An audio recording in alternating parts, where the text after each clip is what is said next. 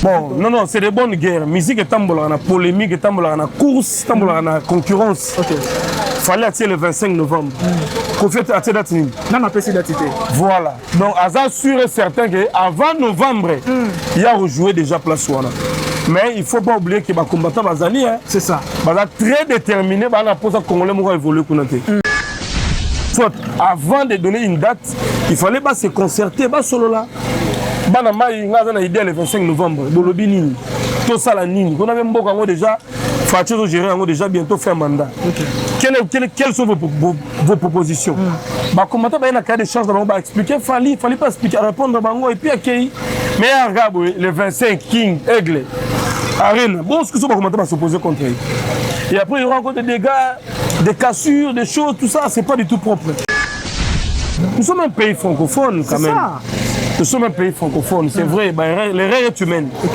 Sur les erreurs, je demanderai à l'artiste d'être encore très vigilant prochainement.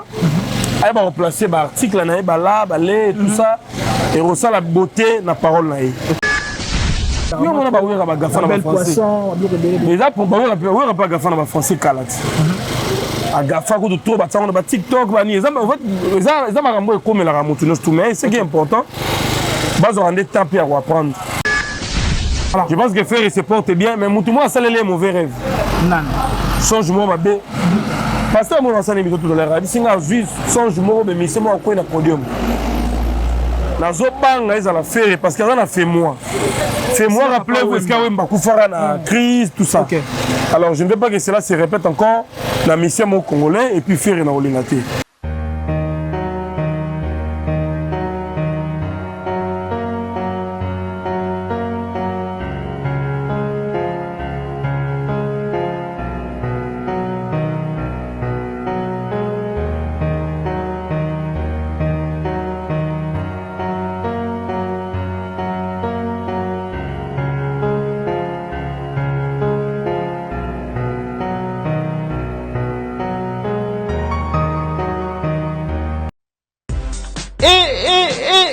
ya sika eyende konanga kobukana te na masolo ya agence ezase moko ADBM full service ya mwana mboka Adolphe ndeko yokendaka mboka ya Chine ozana besoin ya kotinda biloko uta mboka ya Chine po eyela de partout na mboka kozala tala solution po na yo yango yo agence ADBM full service eye po na ba solution na bino nyonso na oyo tali ba frais tous les sortes ya conteneurs o bakoli différence ya ADBM full service na ba agence mususu ezandeka sérieux yako kama bonzi melanga bandeko na ngana agence ADBM full service otie biloko na mboka Chine ozeli et comité place au wapi ba ko livrer le biloko après au pesi mbongo ya boyina no ezalate kaka na agence ADBM full service ya mwana mboka Adolphe ke na agence ADBM full service ba réduire ba frais na 30% bonzi melanga nano ezalate sotuni ngai okozwa bango ndenge nini il suffit obenga biso kana ba numéro oyo ba koyamba yo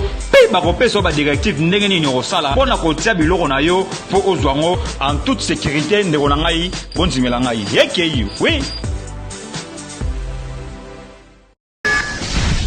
Voilà, bonjour tout le monde, bonjour chers internautes. Vous qui nous suivez sur Congo sur télévision, c'est bien moi, votre Kevin Mohamed Saïdi. Ça a toujours été un réel plaisir pour moi de vous savoir tellement nombreux qui nous suivent en ce net. Merci à nos fidèles partenaires, merci à 100% polémique, merci à Congo et à Kess News, merci à la bande de Cognos sur la joie et très confiance, puis fidélité dans mon salaire auto salaka. Et puis là, comme ça, je dis un grand merci au boss Gérard Simoni, merci à madame Karine Kololo Boni, merci comme ça, à l'agence ADBM Full Service, et pas à papa Nabissou Adolphe, vraiment, plus question, il y a une inquiétude pour la envoi, il y a des colline, des conteneurs, biloko route à Chine, Roma Kinshasa Chine, vraiment agence full ADBM full service, c'est ça on a pour la solution à Bino avec notre gérant Neri Lumande, babi prêtre et Nengi Amoukete. Et puis là comme ça, je dis un grand merci à Bandeko Nyon, sur Rabisso dans l'ensemble. Tous on a vite fait au Kenya rapide. Nous sommes là en direct. Tous à la commune, il y a Kalamou et puis pas dans le quartier à Matongé. Auto Zali Liboso, salon Mika, cosmétique, et puis coiffure. Auto Zali pas maman Nabiso Mika. Oh, il y a Mbibiso, Nabokasité Naye, et puis là, il a une sortie officielle. Tu peux te le battre, ouverture, il y a salon Naye, tu peux espace, il y a Kitoko, on s'allie dans Mboka. Et puis là, déjà, solution, les amis, parce que, bande kobe, on a poto, on a problème, il y a Mdouta, on a problème, il y a tampon, on a belé, et les lots, on les Chili, parce que solution, les amis, produit à Kitoko, je crois que les mecs allaient insérer la Katiwana.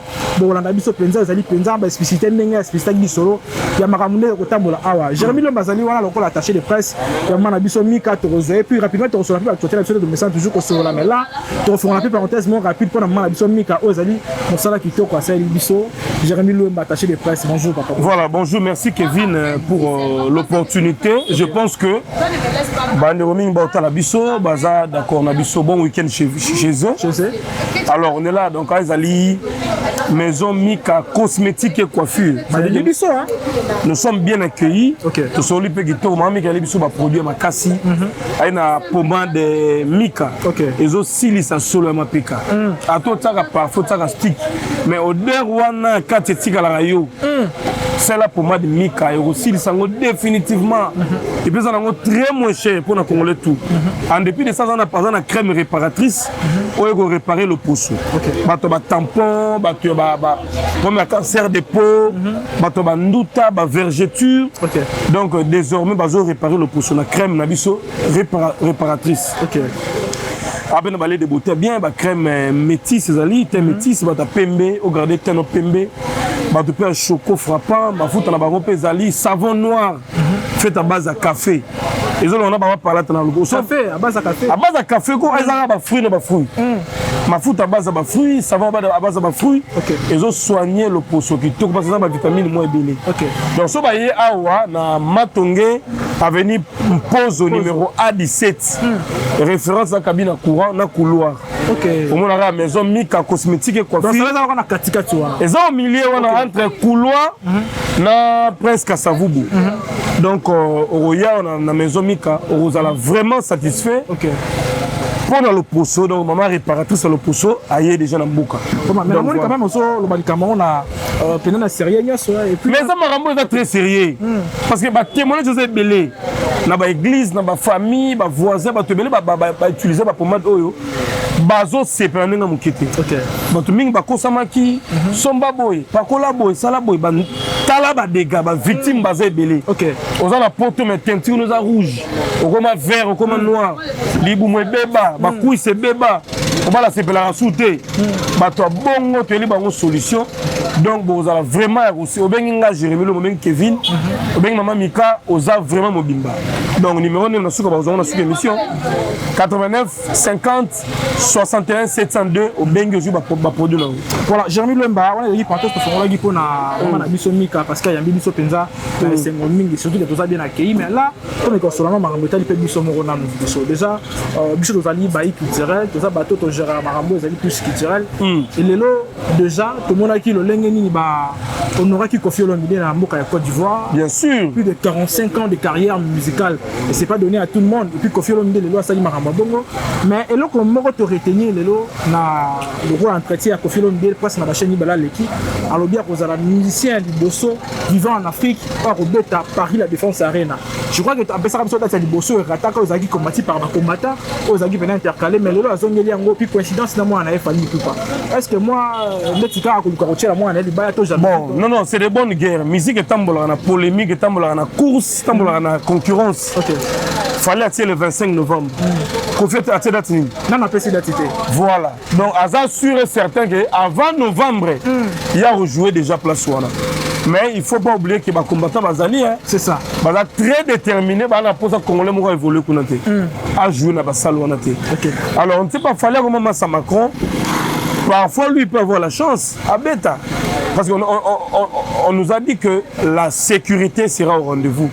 Avec Fali, pourquoi? Avec Fali. C'est-à-dire que l'armée française, gendarmerie française, vous allez déployer pour que sécuriser leur artiste Fali et ses poulains, n'a fanatique à Fali. Alors, bref, faire en ouest qui va réussir. C'est ça la grande question. Il ne faut pas seulement vouloir jouer pour s'épeler sa carrière, mais il faut la paix cause noble à compatriotes de Congolais. parce que les combattants mais pour l'avenir de tout un peuple. Ok. Donc, il fallait ça la rame, pour mis ces Pélisaraïe, il fallait aigle. Attends, la rappeler cause noble, ouais, les Congolais, les potos, les combattants, ils ont bunda pour l'amboka. Ok. À respecter la bango quand même. Parce que nous, on a un concert le 25. Les combattants vont s'opposer kaka. Donc, quelque part, on a défier bango. Soit, avant de donner une date, il fallait se concerter, solo là. Banama, il y a une idée le 25 novembre, dans le Bénin. Tout ça, la Nini. On avait déjà, Fatio géré déjà bientôt fait un mandat. Quelles sont vos propositions? Comment il y a un cas de chance d'expliquer, il fallait pas expliquer, répondre à Bango et puis accueillir. Mais regarde, le 25, King, Aigle, Arène. Bon, ce que ça va s'opposer contre eux. Et après, il y aura encore des dégâts, des cassures, des choses, tout ça, c'est pas du tout propre. Mais maintenant, on se met à l'issolo, on dit fallait la sécuriser, lui également avec ses mais on va la sécuriser, mais France est en danger. Mais également, Kofi Olomide, c'est un ambassadeur, il peut faire la sécuriser. Papa, on a Kofi Fali, ils n'ont pas su mettre la salle. Ils n'ont pas si. Guerre dans Congo et qui est en France. Bazo Lukana. C'est des bonnes guerres, Bazo Lukana. Comment papa a montré Lukana? Mais la musique, papa, la musique est un monde en cours. Faire le monde arabe, monde en cours. Et tambola en ligne. Dans le commentaire, le concert de France, moi je pense qu'il y a une distraction. Et par rapport à la tension, il y a une deux ans, on a date fantaisie. Non, ils ont fantaisie, mais ils ont date pessi. Vu la réalité à niveau poteau.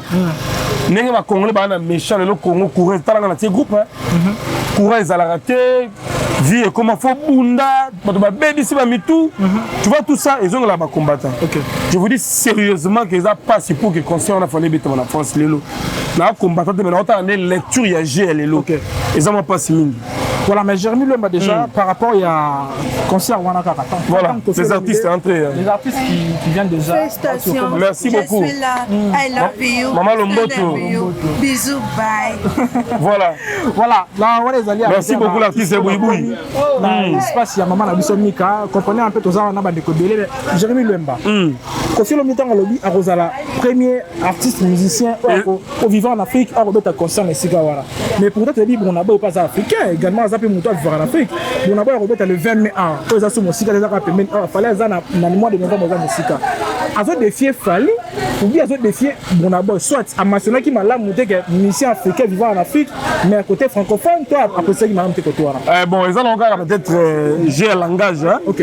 Ils ont encore j'ai un langage. Kofi veut marquer l'histoire. Alingi a immortalisé Salwana.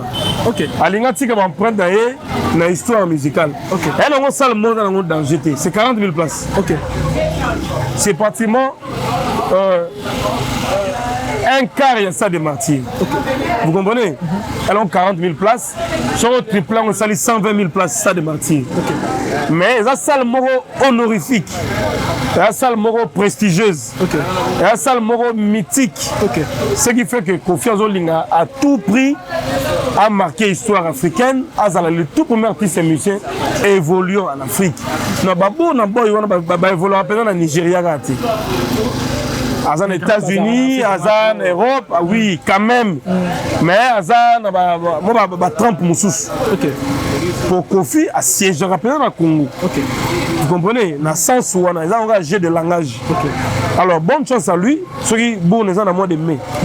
C'est que Kofi a été après Bouna Boy. Après Bouna Boy. Mais c'est vrai. Mais avant, ils n'ont pas si. Il faut réserver ça. Il faut ça la sensibilisation, campagne, promotion. Il faut les préparer aussi. Vous comprenez? Donc, il attend certainement qu'on fait remettre dans la juillet. La grandeur de Kofi sera date pour un mois. Est-ce que vous avez un ça matin normal? Bon, je ne sais pas trop. Hein, pour un mois, si on prend dans combattant. Si on peut résumer carrière à Kofi, 45 ans. Ça va être la salle où on a une promotion. Pour un mois, c'est facile. Non, c'est bon. Même 3 semaines, même un mois. Pour Kofi, on est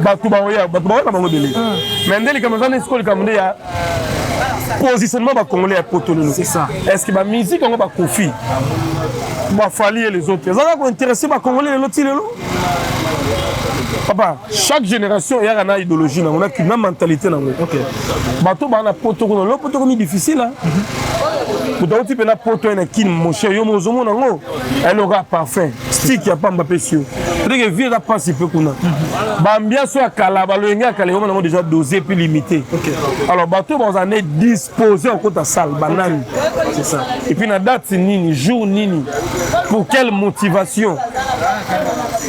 Alors que combattants ça ont joué rôle là à étouffer l'événement. Mais toutefois ils ont musique. Ils allaient nango culture mboka. Léo zala ici. Bonne chance na bango. Ils ont une concurrence d'affalité. Fallait c'est le 25 novembre. Il le sait pourquoi. Là ça on a la fin de l'année. Maintenant ils arrêtent là, on a plus de vacances. Moni novembre, on a plus libre, dégagé, ça la bien mais confusion on a forcé à ça là on a juillet. Ils appellent vacances pour l'étude, c'est bon. Mais toutefois, ils ont normal. Azagrand, ils ont d'ailleurs soulevé depuis l'année 2021 et échappé juin 2022. Voilà, et échappé 2024, 2023, ah ben t'as pas de problème. Voilà, Jérémy Lemba, je crois dans on va militer parce que ma papi bazali et sika au faut pour changer na bango. Jérémy Lemba. Na moni na clan moké na dossier à Kofi et Fali. Mais on pousse rapidement côté à faire rigoler dans les petit Kabiso avec petit frère na Guigo là et faire rigoler qui séjourne déjà na Abidjan, na Mboka Côte d'Ivoire, na ba musicien na ba poule na ou ba accompagner la musique na de bazar kuna. Mais l'autre mon qui monsieur Salamaki mais tous on a penza moi vend mon kobo. De toute façon on a bien le vent parce que Zali na moi plus qu'il y a battu oh le bazar ko net na ko diminuer faire rigoler par rapport à tant monsieur ndenge à ça qui entretient na l'autre comme en français mon que Zali qui on a est-ce que le là ko la musicien il faut ça rappeler la maîtrise de la langue pour qu'on ça un message dans parce que mais bien sûr c'est très important. Il faut savoir manipuler la langue parce que la communication n'est yango sens même il y a art musical.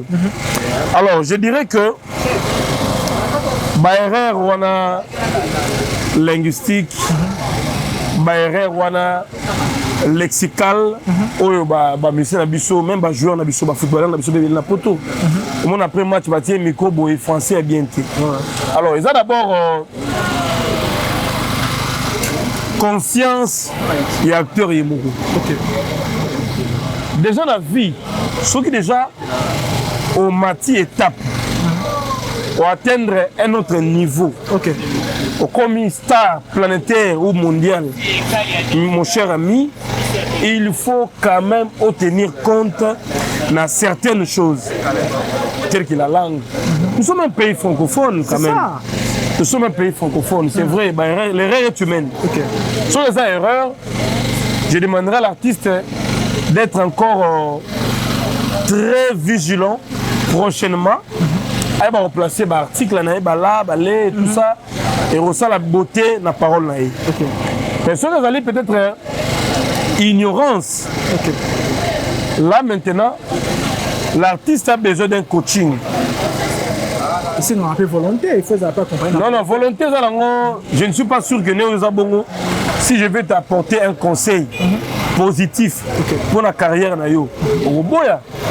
et c'est la disponibilité, c'est vrai. Mais, bateau approche l'artiste, il faut aider dans le sens côté sécurité, côté vestimentaire, côté présence, même côté langage, la manière de communiquer est aussi important.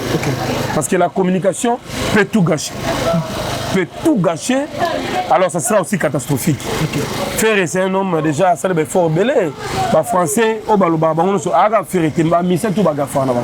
Des arts à faire. Et alors on a fait été, parce que plus au monde a gagné Mutazarami na po wana. Et puis on a pas ouvert bagafan en français. Les là pour on a pas ouvert bagafan en français kalat. Agafa ko de trop batanga ba TikTok ba ni ezama en fait ezama rambo comme la ramotu tout mais ce qui est important bazo rendre temps pour apprendre. C'est ça. Bana ba mbongo ba voyagaka bazana ba capacité belé bazo répéter royer kola mabe en fait même papa koyer ko les en ajouter. C'est ça. Pour apprendre qui pas ajouter donc c'est comme ça donc voilà faire c'est vrai ba raison ngo sala maka nango mais ça peut les CLT fouiller bien au monde que ba ngone so ba gafana bango bango nyo so ba gafana bango Donc c'est comme ça. Jérémy Lomba, que retenez-vous la image aux hommes à Matanga, aux salama, j'ai des papiers mouchoirs, et là on y retenu la vidéo. Vidéo à faire on a babi empoisonné. Des petits carajés, moi salama y empoisonnement. Non, j'ai quand même aimé la vigilance et la sécurité naï. Ok. Batali provenance c'est un papier mouchoir, on est-ce que outil. Balandeli en autant faire à Simbi en sous émotion, bah récupérer en haut. Ok. Mais il fallait pas récupérer les tout. Batiki le faire au Simba qui liboso. Mais ça peut aussi être contaminé. C'est ça. Bon, on va récupérer au fer à huile. Na maboko ya ndeko wana batie de côté mais baza ko hésiter faire à huile tirer na maboko apangusi. Tu peux aspirer pe poussière ou liquide tout ça on ne sait jamais. Okay. Mais quand même na c'est bien la vigilance et la sécurité na et prochainement bas encore une fois très souple. Tanga ba fête bato mingi ya mauvaise intention ba profitaka. C'est ça. Donc tout le monde a un juge na biso akufa. Juge Raphaël Yani. So tali ba image mingi et le revenait boma ils ba mouchoir. Donc même si on est à la place, on va mouchoir les armes ba pesa il faut en rappeler. Faut vraiment en fait vigilant quoi. Donc c'est un peu ça. Voilà. Je pense que faire il se porte bien mais tout le monde a salé les mauvais rêves. Non. Changement ma bé. Parce que moi, je suis tout à l'heure. Je suis sans jumeau, mais c'est moi qui suis au podium. Je suis la faire parce qu'il y a fait moi. Fait moi, rappelez-vous, est-ce qu'il y a une crise, tout ça. Okay. Alors, je ne veux pas que cela se répète encore. La mission au Congolais et puis faire une Olingate. Donc, que Dieu le soutienne, que Dieu le protège jusqu'à Zali. Ah, ça la concerne comme il faut. Et puis, les gamins là, quoi. Faire un coup, il faut bien. Voilà, Jérémy Lomba doit clôturer par ici parce que tu roses en Angleterre. Les lots sont en train de se faire. Nani? Nénéa. Tant qu'il y a la télévision, et que je suis payé à Salami, de manière à l'Obaki. Le Baraza Mouto a fait sa matière, tu as la moto, tu as fait en avance, tu as fait terrain. Bon, on a des gens qui sont bien sûr. Pour nous engager à côté de la vie privée. Mon succès a passé. Ok. Succès a passé. Tout ça, master ming dans la bonne Kishasa ou à chroniquer. Pour bailler na poto, il a fallu comme un poli. Afin à Rabatou, à ça la rabat n'importe quoi pour battre Batsaïka. Ok. Donc, ils ont là 4 mois à Bongo. Concert au Tangi Combo. Est-ce que ça la émission? Quand même à dévoiler tout le monde. Est-ce que ça la émission? Un barbe invité? Non, non. Si vous pensez qu'on a trouvé, est-ce qu'on est à presse? Il y a presse, hein? On est qui sont ils ont moutou. Mais si on a une émission qui a un invité de gauche à droite, on va poser ma question, c'est bon. Mais il y a un téléphone, il y a un bétou, il y a un finger. Il y a un vie privée, est-ce qu'on est à presse? Les pays avancés, ils ont payé. Vous comprenez? Donc, les gens ont un délire. En voulant trop gagner, papa, on risque de tout perdre. C'est ça. Il faut regarder, surtout quand moi aussi, il faut aggraver l'unité naïve. Vie à Batouko, panza, koloba, après pour gagner quoi. Aux hommes qui ont un net en kala, le lot est comme vraiment totalement changé. Et vraiment le roi est tribunal, les gens amènent leurs problèmes à la télévision, débat, divorce, TV, donc c'est un peu bizarre quoi, mais toutefois. Moi je sais que Oyo ça les gens ont presté. Il y a un membre là Yemoko Oyo andimi à Salaranaï. Voilà.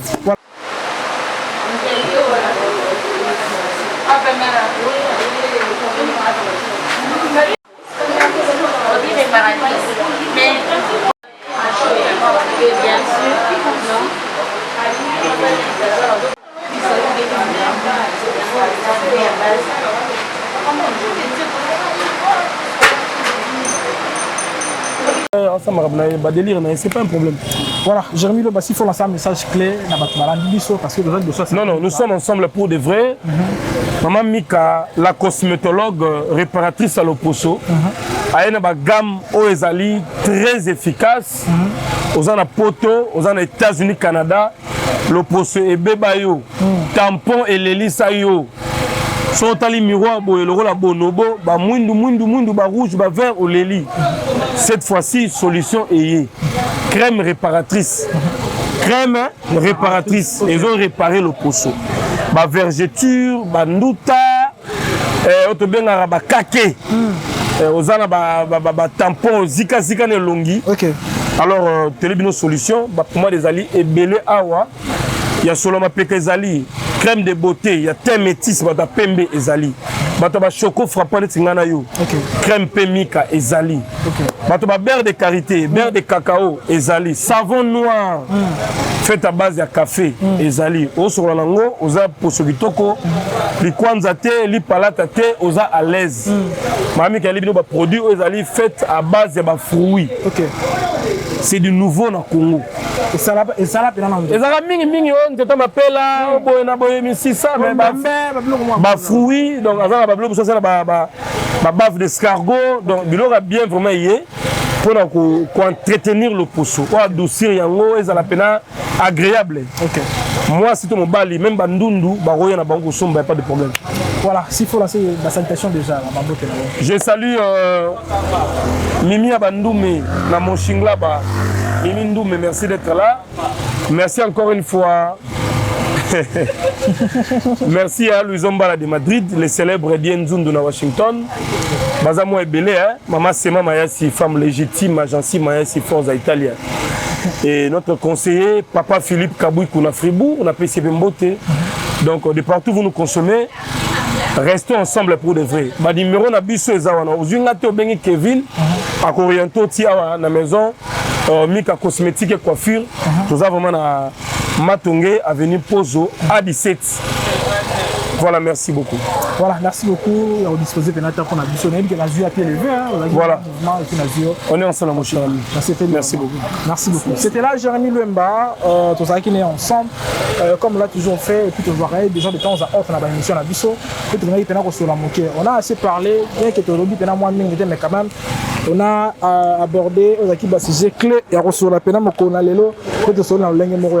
Je dis un grand merci comme ça à toutes ces personnes qui nous suivent en ce moment et qui nous ont donné confiance, surtout à Roland Bisso d'aider à la fin. Merci à vous, merci comme ça au boss Gérard Simboni, merci à Madame Karine Kololomboni, merci à Diallo Atakarbir, merci Naba Lekonio Soba Raliban Namboka Tope Nakati Amboka, merci comme ça à mon vieux Pichungi Touka 1+1 à Paris, merci à Papinzes en Grèce, merci comme ça na Gérard Neri Lumande, Babi Gérard Nabiso à ADBM Full Service, Bambote Beye na yo et puis là na Kimba côté à Chine Babi agence c'est assez moko ADBM Full Service aux abilo qu'on a Chine et comme à Kinshasa comme à Chine agence c'est assez moko ADBM Full Service pour la solution envoi na bino expédition il y a ba colis na bino to ba conteneur na bino to ba voiture biloko nyonso bo nyarotinda ADBM Full Service atinda rango surtout que ezali pena promotion to makambo kitoko ya ko sama ADBM Full Service ezali et ko tchape biloko à partir la Chine au bifouté la mbongo te comme awa ndeko a récupérer pas fouté mbongo sur place awa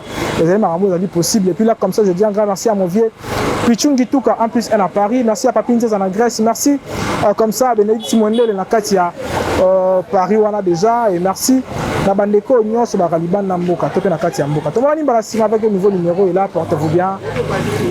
Bye bye.